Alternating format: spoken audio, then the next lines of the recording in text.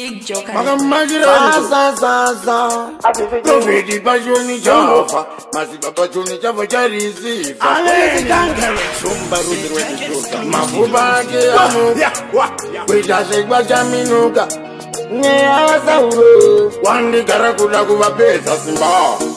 Andi Sikukenga. Mila wone Panda Filinga. Tichiripa masongo ipapo takanzwa masongo about 2-3 masongo pari kubuda wedze kuti Prophet Passion Java.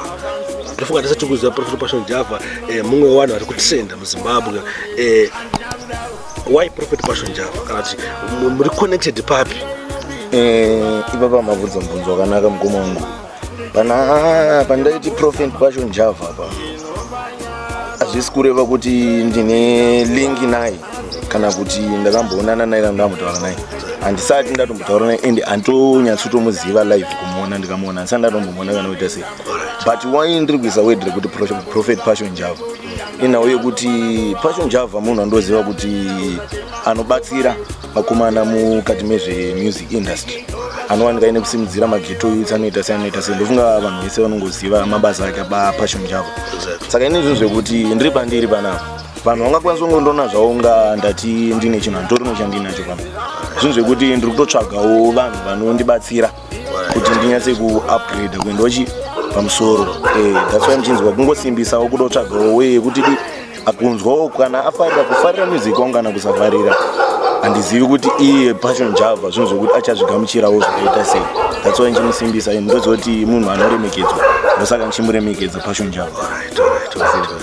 Right. Saka in other words tiona kuti zvone isusu tikudawo Passion Java kuti atibatsire pazvinhu zvedu kuti zviende kumberi like mavideos akasosponsora mavideos edu ozi ndakaona kuti pana masongs ari right but masong yakatsona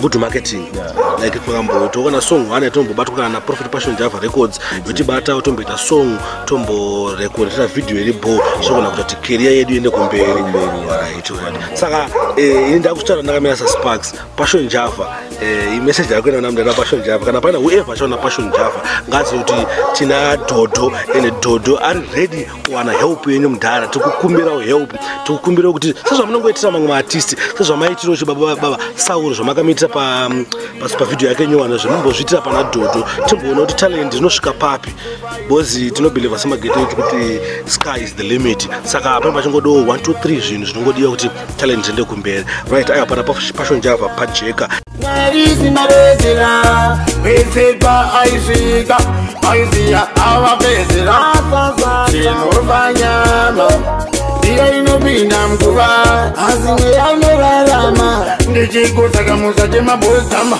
Sauro wakachena kujara bozi